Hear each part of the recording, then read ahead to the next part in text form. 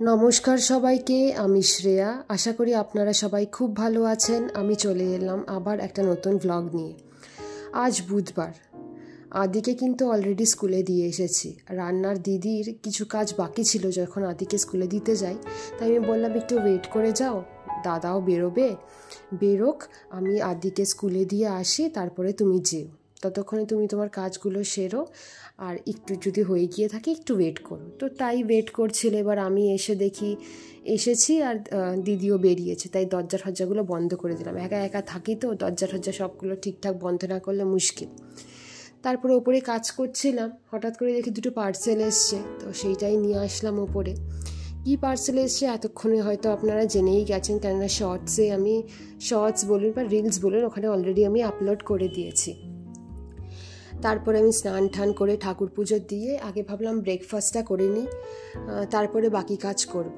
ব্রেকফাস্টে আজকে ছিল না ভাত ভাজা, কি করব বুঝতে পারছিলাম না, তাই দিদিকে বললাম ভাতটাই একদম চাউমিনের মতন আলু পেঁয়াজ ডিম দিয়ে ভেজে দাও। তো বেড ঠেড পরিষ্কার করে আমি আদিকে আনতে গেছিলাম। এই দেখুন, আদি কিন্তু চলে এসেছে, ওর অলরেডি স্নান টানও হয়ে গেছে। এবার জানলা তো আমি সব খুলে দিই। এবার ওকে স্নান টান করিয়ে যখন এই ধরুন 12:30 নাগাদ বাজে, তখন জানলাগুলো সব আমি বন্ধ করে দিই, নাহলে আবার মশার উৎপাত আছে। তো এখানে তো ওপেন ড্রেন, তারপরে বাগান ঠাগান রয়েছে, প্রচণ্ড বড় বড় মশা, আর ভীষণ বাজে রকমভাবে কাটলে না ভীষণ ফুলে যায়, স্পেশালি আদির। তো ও নাকি জানলা বন্ধ করবে, পণ্ডিত মশাই। আবার তারপরে ওই ঘরের জানলাটা কোনো রকমে বন্ধ করেছে, এই ঘরে নিয়ে এসেছি বন্ধ করতে, এখানে জানলা আর বন্ধ করবে না তিনি। তো এখানে শুয়ে গড়াগড়ি খেতে আরম্ভ করেছে। তো আর কি করা যাবে, আমি যেখানে এইদিকে জানলা বন্ধ করে নিলাম। একটা ব্যাপার আছে জানেন, বৃষ্টি পড়লে না এইদিকের বৃষ্টির ছাটে এইদিকে জল কোনো সময় ঢুকতে দেখি না আমি। যত বৃষ্টির ছাট আমার ওই খাটের মাথার দিকে যে জানলা, সেই দিক দিয়ে আসে দেখি, আর কোনো দিক দিয়ে বৃষ্টির ছাট খুব একটা আসে না। আর রান্নাঘরের সাইডটায় মাঝে মাঝে ওখান থেকে ছাট আসে। আসলে বিল্ডিং তো চারিধারে, তাই জন্য ছাটগুলো হয়তো আটকে যায়। এই যাচ্ছি নিচে, ওর খাবারটা নিয়ে আসবো। আজকে না খিচুড়ি করিয়েছিলাম, তো আমি রোজই তো ওকে স্নান টান করানোর পর তারপরে খাবার নিয়ে আসি ওপরে। আর পণ্ডিত মশাইও আমার সাথে গেছে। টুকটুক করে বললাম তুই ওপরে বস, আমি আনছি, না ওরও যেতে হবে। যাক, ভালো কথা, গেছে। আবার দেখুন টিকিস করে উঠছে, যখন তাড়াতাড়ি ওঠার দরকার হয় তখন আস্তে আস্তে ওঠে, আর যখন বলি আস্তে আস্তে চলাফেরা কর তখন লাফাতে ওঠে। তো আমরা তিনজনেই তো খিচুড়ি খাবো, তো আদিকে কি দেব, ভাবলাম আদিকে একটু পাঁপড় ভাজা করে দিই। আমাদের মাছ ভাজা রয়েছে, আপনাদের দেখাচ্ছি কি আছে মেনুতে। আসলে পাঁপড়টা আনা হয়েছিল, কিন্তু পাঁপড়টা না কাটা হয়নি। আমি কি করি, পাঁপড় অলওয়েজ এয়ারটাইট বাক্সে রেখে দিই, ভাজ করে বা ভেঙে রেখে দিই, যেই শেপে আর কি পাঁপড় ভাজা হয়, ট্রায়াঙ্গেল শেপে, তো ওইভাবে রেখে দিই, বা হাফ সার্কেল মতন করে মাঝখান দিয়ে অর্ধেক করে রেখে দিই। এয়ারটাইট কন্টেনারে না রাখলে জানেন তো ময়েশ্চার লেগে পাঁপড় একদম নষ্ট হয়ে যায়, কেমন ছাতকুড়া টাইপের পড়ে যায়, দেখেছি আমি। তো আমি সবসময় এয়ারটাইট কন্টেনারেই রাখি। তো পাঁপড় ভাজছি, তার তো প্রিয় জিনিস, তাকে আলাদা করে আগে একটা ভেজে তুলে দিতে হলো। গরম বলছি, তাও তার তর সইছে না, পারলে কড়াই থেকে নিয়ে নেয়। আমাকে বলছে মা কোলে নাও। তারপরে বাদ বাকি পাঁপড়গুলোও ভেজে নিচ্ছি। যদি আমার ভাগ্যে থাকে তাহলে একটা দুটো হয়তো আমি পাবো, না হলে একটাও পাবো না, আমাকে খালি মাছ ভাজা দিয়েই খেতে হবে। চলুন, পাঁপড় ভাজা প্রায় কমপ্লিট। আর জানেন, আমি খুব অল্প তেলে পাঁপড় ভাজতে পারি। পাঁপড় তো সাধারণত আমি সেকেই নিই, কিন্তু আজকে কি মনে হলো একটু পাঁপড়টা ভাজি, তো একদম একটু তেল নিয়ে, যতটা ধরুন 2টো পাঁপড় ভাজবো বা 3টে পাঁপড় ভাজবো, সেই অনুযায়ী না আন্দাজ মতন একটু তেল নিয়ে, আর কড়াইটা কাত করে ভাজি, যে ওইটা গরম হতে থাকবে আর পাঁপড়গুলো ভাজতে থাকবে। যেইটুকু তেল নিয়ে ওইটুকু কমপ্লিট, শেষও হয়ে যায়, খুব একটা পড়ে থাকে না, আর পাঁপড়ও বেশি তেল টানে না। যাই হোক, দেখলেন তো খিচুড়ি, ইলিশ মাছ ভাজা, এখানে না আলুর দম রয়েছে কষা করে রাতের জন্য, কারণ এখানে যে খিচুড়িটা রয়েছে এখানে আমরা 3জন দুবেলাতেই খাবো। আর প্লাস আরও কিছুটা ছিল, জানেন এত খিচুড়ি হয়েছিল, খিচুড়ি আর আলুর দম ছিল, রেখে দিয়েছিলাম পরের দিন আর কি সুমনকে টিফিন দেওয়া যাবে ওই ভেবে। তো খাওয়া দাওয়া শেষ। এবার এখানে এটা না বিকেলবেলা, আদি ঘুম থেকে উঠে গেছে। আমি ভাবলাম যে একটু জামা কাপড়গুলো মেলে দিই। জামা কাপড়গুলো তো ধুয়ে দিয়েছিলাম কিন্তু মেলা হয়নি, তো অন্ধকার হয়ে অন্ধকার অন্ধকার লাগছিল, তাই লাইটটা জ্বালিয়ে নিলাম। আর ক্যামেরাতে না হলে তো কিছুই বোঝা যাবে না, অন্ধকার লাগে ভীষণ। এই জামা কাপড়গুলো এক এক করে সব মেলে দিই। মানে খুব একটা যে বেশি জামা কাপড় তা না, আছে কিছু।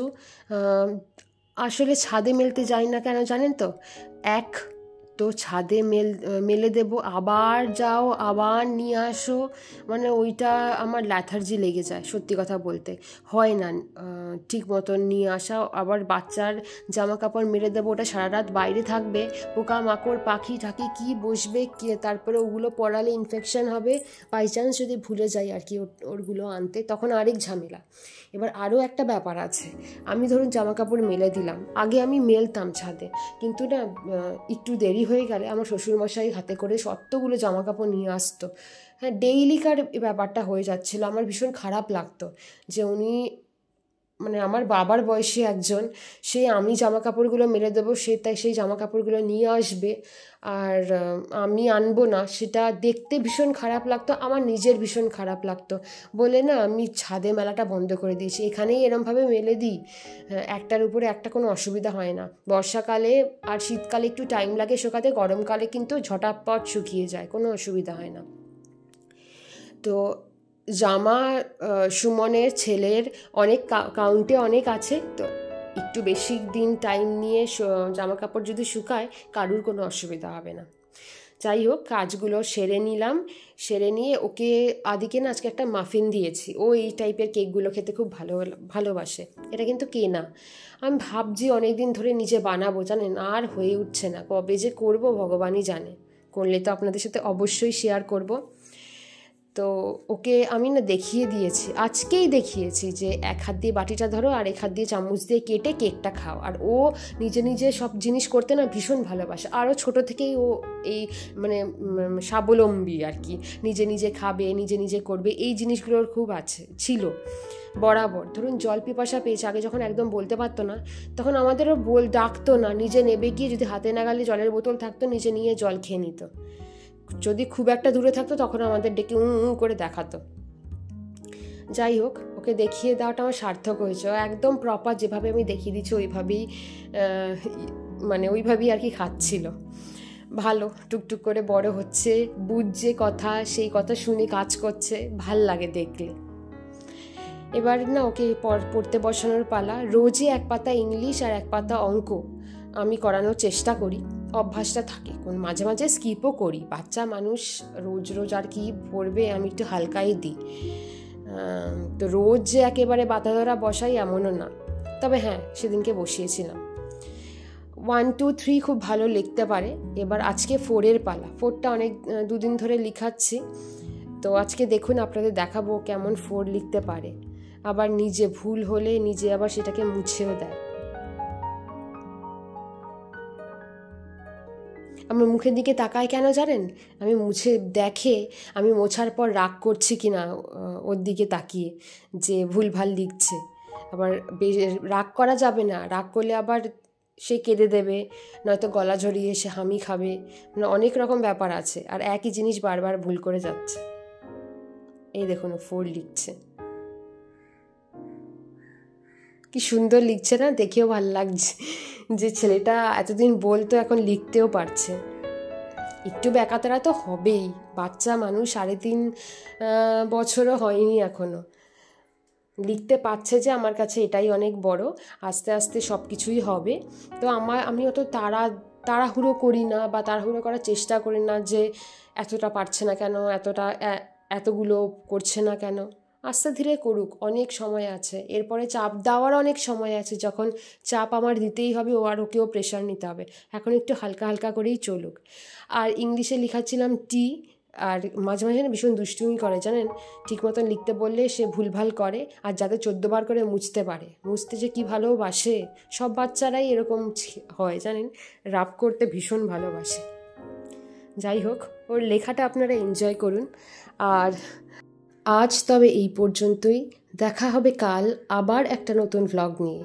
সবাই খুব ভালো থাকবেন। আর হ্যাঁ, ভ্লগটা কেমন লাগলো অবশ্যই কমেন্টে জানাবেন। আমি কিন্তু অপেক্ষা করব। কিছু ভালো লেগে থাকলে অবশ্যই একটা লাইক করে দেবেন। সবাই খুব ভালো থাকবেন। টাটা।